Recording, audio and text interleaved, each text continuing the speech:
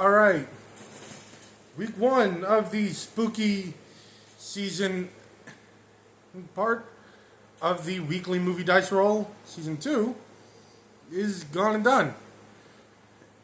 If you're wondering what movies I rolled, well, here's the video. If you want to see what movies are on the list, I recommend go back and watch the video from earlier, or in the week. Other than that, let's get to the reviews. Real quick, if you like my content, give me a follow on TikTok, give me a subscribe on YouTube. So, yeah. The Dice wanted me to watch this movie.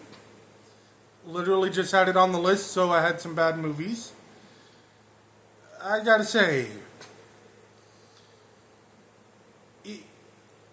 yeah, no, I can't beat around the bush. This movie was ass. Two parts of it were good. That was Willem Dafoe as Ryuk and Lakeith Stanfield's acting as L. Other than that, yeah, no, this movie's writing was ass. The cinematography and editing were ass. And the worst thing about it was the changes. Honestly, the rules to the Death Note in this movie made no sense, as it allowed days in advance, which goes against the rules of the book in the original. Also, for some reason, the only person holding the notebook that can see Ryuk is the one who's given it. But the worst part about it was the changes to its three big characters. L, normally a socially awkward and silent and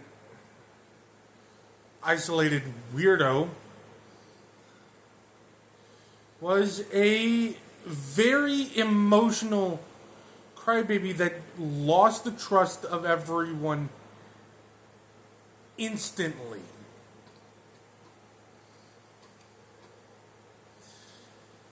Mia, who was supposed to be Misa,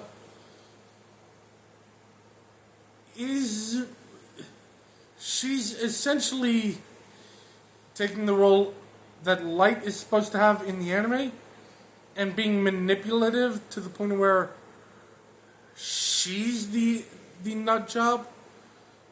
Like, what? And yes, I understand Ryuk, what the changes made to him where he's the enabler are bad, but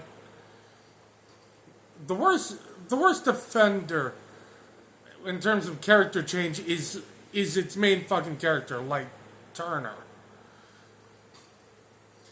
Like Yagami. Cool, calculating, trying to avoid getting caught in just enough to where you believe he's smart. Like Turner. Biggest dumbass in a movie, thriller or a horror movie. Honestly, I could easily just stop there, but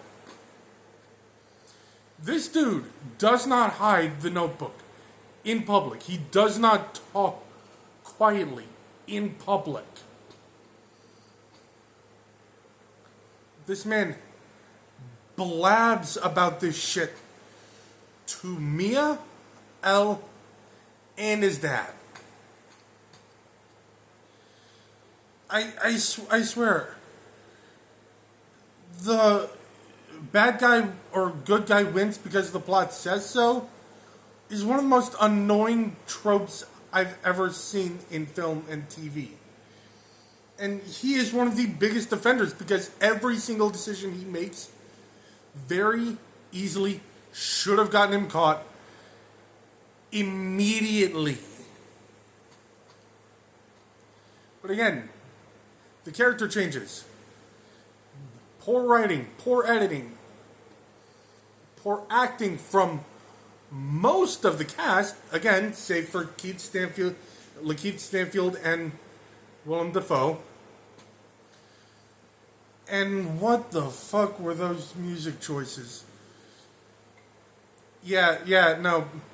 It's not as bad as Dragon Ball Evolution or Last Airbender, but it certainly ain't good. Honestly, the fact that I had any positives were enough for me to give it a 3 out of 10.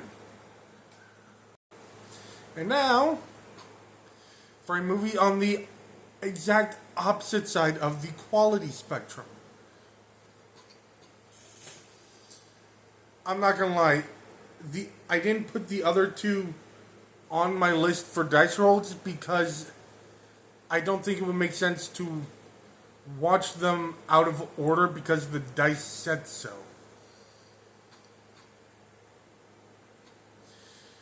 So, anyway, dude, Fear Street was so good. It leaned into the horror tropes so well that you often forget that you're watching a movie you probably could have seen before. At first. And then we get to the hospital. Like, holy shit. That movie was crazy. Honestly, you have a very likable lineup of main characters and a very intimidating lineup of villains. And I know movies like this shit go for gore for no reason. But the way this movie executes its kills really made me gasp at certain points. Like, to the point where I didn't really see many of them coming. Honestly, this is a phenomenal start to what I'm sure is an excellent trilogy. So, yeah. Of course, being a movie reviewer, I also have to point out the fact that the writing was very well done. The actors put in the effort to make you care about these characters. And the editing really didn't miss too many times. My only thing is, while the ending was very well done, it genuinely felt like it was trying a little too hard to set up the next one. Which isn't too much of a bad thing. For me, I feel like if this were to be just its own entity, maybe don't do that. But yeah, for me, this is an 8 out of 10. So yeah, that was my lineup for this weekend. Next weekend, I'm going to be rolling for 2 movies, but I'm also going to be going to the movie theater. So, keep an eye out for 3 movie reviews that weekend, or next weekend. And also, if you're seeing this on TikTok, keep an eye out tomorrow for the dice roll, which will go on TikTok and YouTube. But, as always, Deadly Destruct here saying, y'all stay interesting.